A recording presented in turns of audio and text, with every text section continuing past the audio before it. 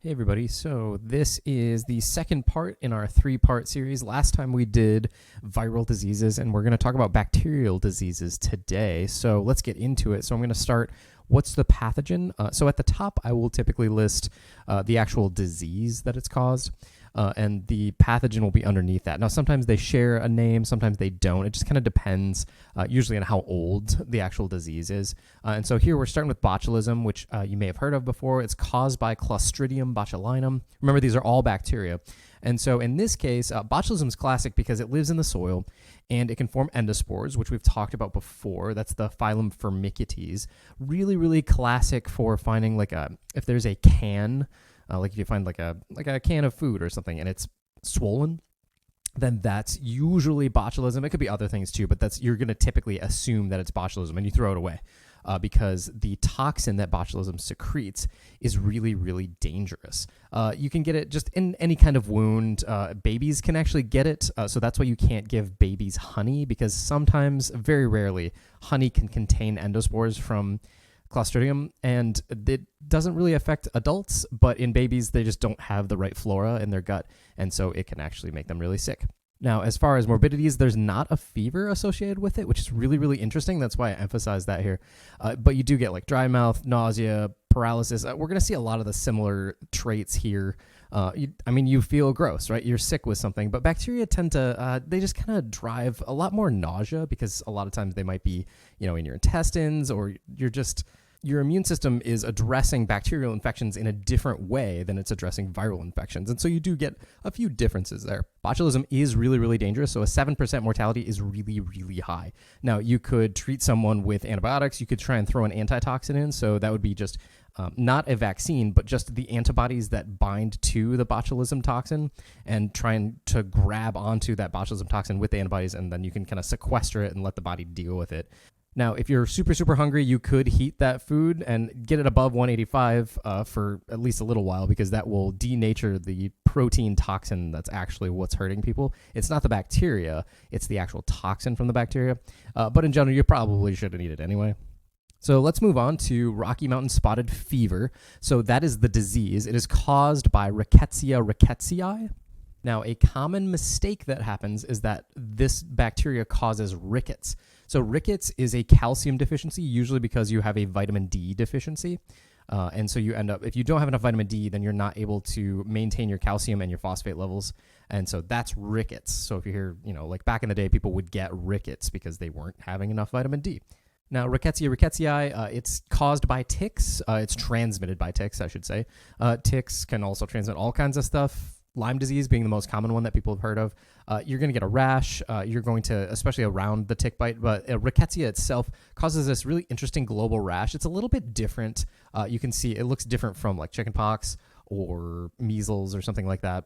Now, it is really, really dangerous. So if you don't get any kind of treatment, so it's a bacteria, so you can use antibiotics, but if you stay untreated, you've got 20-30% mortality rate, which is really, really high. And it is the most lethal tick-borne illness in the U.S. We do treat with antibiotics now, though, so it's dropped to 0.5%, which is still really high for a bacterial disease that's tick-borne. Most of the cases occur I'm in Missouri right now, but you can see the region. I put the map here, all in the kind of like the northern south, if you will. And there are about 3,000 cases per year, which is really, really high. And Rickettsia is really interesting because you can see in the top left picture I have here, it's actually inside of, I believe, macrophages. And so it likes to go inside cells. That's pretty atypical for bacteria. Normally bacteria exist in the interstitium or like outside of cells, but sometimes they can go inside, which is a little tricky for your body because normally your body is dealing with viruses, because viruses are always on the inside of cells and bacteria are usually on the outside. And so if a bacteria flips that around, it can be a little tricky to treat.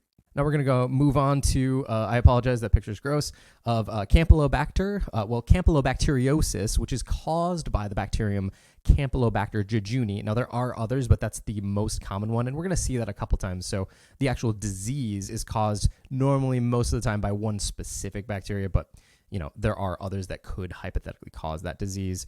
Chicken poop is the most common one. So if you are going to be slaughtering a bunch of chickens, chickens will just have Campylobacter jejuni like in them and on them. And so if you're slaughtering a bunch of chickens and you're taking, the chicken breasts out and you're packaging up to sell to people, or if you're slaughtering them for like a restaurant or whatever, then sometimes you can accidentally get some of the fecal matter from the chickens onto the food, and that can transmit the bacteria to humans. So it's sort of a fecal oral kind of thing.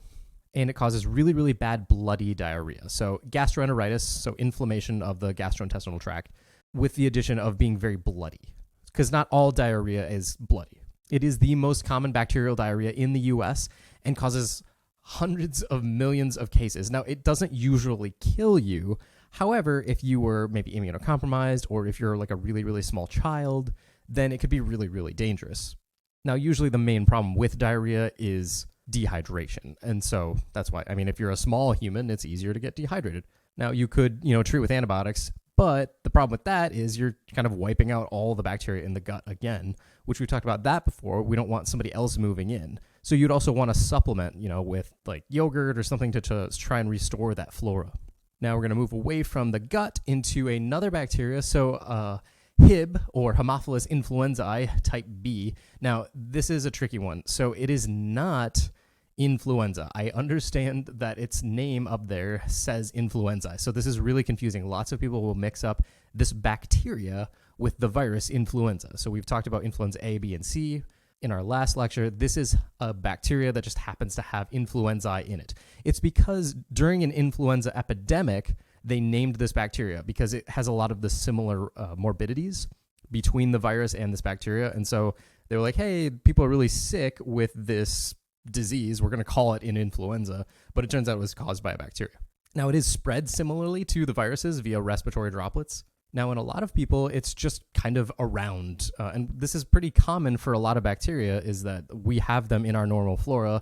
But for the most part, we suppress them. We don't let them become opportunistic pathogens. But if you are immunocompromised, or if you start taking antibiotics, or something happens to allow those bacteria to sort of take over, they're an opportunist. They're waiting for an opportunity to take over and become a pathogen. And so in this case, they're going to kind of match what you would assume for influenza, because they're in the upper respiratory tract. They can drop down into the lower respiratory tract, and they can start to cause a pneumonia. They could jump over and get into the meninges of the brain and the spinal cord. That's in a lot of cases. So over half the cases would actually get meningitis. So that's really bad because you're inflaming the brain. Pretty high mortality, and it killed a lot of kids.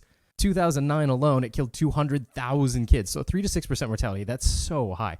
We have a vaccine, though. So nobody should be dying from this because we have a vaccine. But, Now, this one's interesting. We've talked about the glycocalyx before. So a really dense, thick glycocalyx is called a capsule, and that can be a virulence factor, especially in this case. Now, what's kind of tricky is usually we would say, if it's encapsulated, that's the virulence factor that allows it to cause severe disease. If it's not encapsulated, then it's more like a weakened pathogen, or maybe not even a pathogen at all. But that's what's tricky about Haemophilus influenzae type B, or Hib, because it doesn't care. It can have a capsule that can allow it to cause damage. If it doesn't have a capsule, it can still cause damage. But like I said, we do have a vaccine, so that'd be like the Hib vaccine. So let's keep moving. So we're going to talk about a few different types of streps, and Staphylococcus is next. And we've all heard of these. So here's group A strep, normally caused by Streptococcus pyogenes. There are other bacteria that can cause it, but the vast majority are caused by strep pyogenes.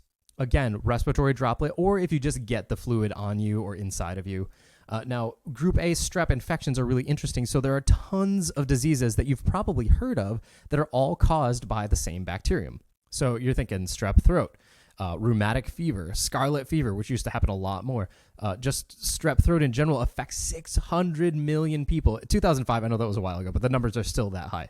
The bacteria will basically live anywhere, and so your morbidities are truly based just on where it's infecting. Now, you really don't want it to, invade your entire bloodstream. That's really bad. But if it's going after your throat, okay, now we call that strep throat. If it's going after your joints, we call that rheumatic fever, kind of like rheumatoid arthritis. Now, it's interesting. This bacteria can have some molecular mimicry between some of your antigens and some of its antigens. And so you can get, you can drive an autoimmune response, that's rheumatic fever, by accident. So it's just a bad time.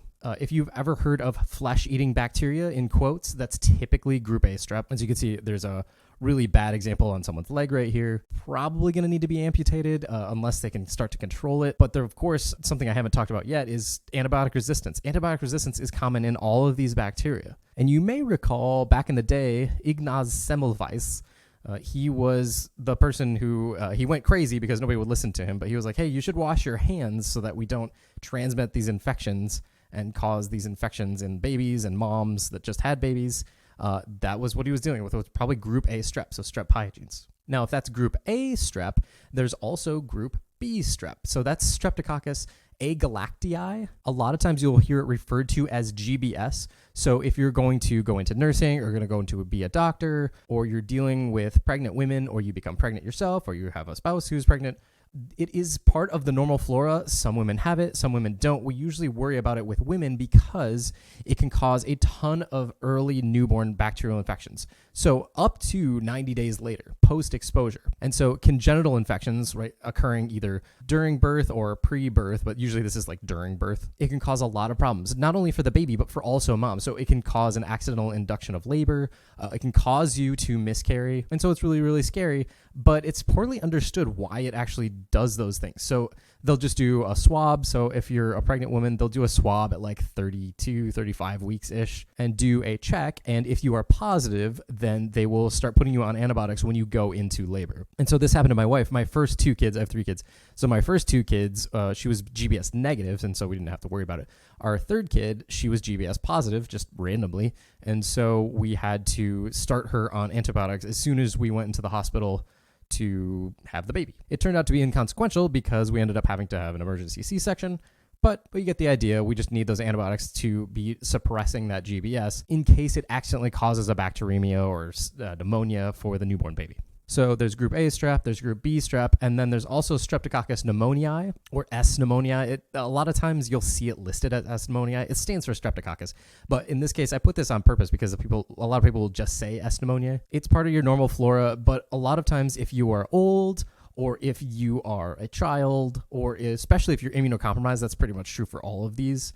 If you get really sick, then S pneumoniae can kind of come out of your normal flora and become an opportunistic pathogen and cause up to 50% of all pneumonias and meningitises. And this bacteria is awful. It kills a ton of kids every year. And if you've ever had an ear infection, you have probably had S pneumoniae. Now I'm talking Streptococcus here. So coccus means sphere, and strepto means like a little line of spheres. And so the opposite of that would be Staphylococcus. And so there's still spheres, but staphylo orientation or staphylo arrangement. And so that kind of looks like a cluster of grapes. And so the most common one that I'm sure you've heard of is Staph aureus. So Staphylococcus aureus. Lots of people have Staph aureus all over their bodies. I'm sure I do right now. It's just part of your normal flora, but it can become an opportunistic pathogen. And much like group A strep, Staphylococcus aureus can infect basically anything. It's just one of those bacteria that just happens to be able to infect anything. And so the morbidities just depend on what part of your body it's actually infected. However, if it does start coming after you and you become bacteremic, that is an 80% mortality if you don't get any treatment. And the problem is a ton of Staph aureus resistance has come up. The most common one that people have talked about is like methicillin-resistant Staph aureus or MRSA. There's a ton of them though. MRSA has sort of been replaced with, we've replaced the methicillin-resistant with multiple resistant Staph aureus, where there's almost no weapons that we can use against it other than relying on maybe bacteriophage therapy. And so, Staph aureus, really, really dangerous. Now, moving on to another diarrhea-causing bacteria. So we've all heard of E. coli, Escherichia coli, super common. You have it on you right now. I guarantee it. It's inside your gut. Most of the strains that exist are not pathogenic, but there are quite a few that are pathogenic, and it just depends. And a lot of times those are what's going to be causing your food poisonings, just general gastroenteritis. In general, it's not bloody diarrhea, so that's how you can separate Campylobacter from E. coli infections. But if you just get really bad diarrhea after eating something, it was probably E. coli, though it kind of depends. If you've ever had a urinary tract infection, though, 90% of the time that was E. coli, which kind of makes sense because the gastrointestinal tract and the urogenital tract, they're really close. And so it's just, there's a lot going on. So things like that happen. Now, what the difference between just a regular run-of-the-mill E. coli that's not pathogenic and a pathogenic E. coli is usually the toxins that it actually secretes. Some of them are really, really dangerous. Some of them can just straight up kill people, kids, elderly. But it's these toxins, just like we saw with botulism, that are the ones that are actually hurting you. It's not the bacteria, it's the toxin. And so your body could actually completely clear the bacteria with your immune system, but if you don't get rid of those toxins, those can still continue to hurt you. Now, if you've ever heard of a pathogenic E. coli or like an E. coli outbreak, like at Chipotle or something like that, you'll hear these substrain categorizations listed. And one of the worst ones is O157H7. That's one that just gets tossed around. I believe that's the one that caused the Chipotle outbreaks. But basically what's happening is it's another fecal-oral transmission, but it's not from human to human fecal-oral. It's from the slaughtering of meat. And then some of their internal bacteria get onto the food when it's processed, and then we eat that food, and then you get sick. Now, moving on to one of our first STDs or STIs. So STDs was sexually transmitted diseases, and now we call them STIs or sexually transmitted infections. So gonorrhea, also called the clap. So that's Neisseria. Gonorrhea is the actual bacteria. And there are two main transmission routes. So normally we think of it as an STI. So you can get a sexually transmitted, so that's either oral, anal, or vaginal. Of course, like it's just living in those areas. But you can also have congenital transmission. So if mom is infected with gonorrhea, that can be really, really dangerous. And typically we would advise to do like a C-section so that the baby wouldn't be exposed to Neisseria gonorrhea. Really, really common. The morbidity is, there's a bacterial infection in your genitals, so it's burning. There's this discharge. There are 100 million cases per year, okay? So that's really, really high, but the mortality is really, really low. It can still kill you, but I'm going to assume that a lot of those mortalities had some comorbidities as well. The problem is we treat it with antibiotics, but there are a bunch of antibiotic-resistant strains. And so to just be able to go to the doctor and get a shot or get an injection, when we were in Zambia, somebody had the clap, and we gave them like a really painful injection, but we were able to treat it. But the problem is, if it's becoming antibiotic resistant, then we're not going to be able to do anything about it. Now, it is much more common for a male to be able to infect a female as opposed to vice versa, and that's pretty typical for STIs in general.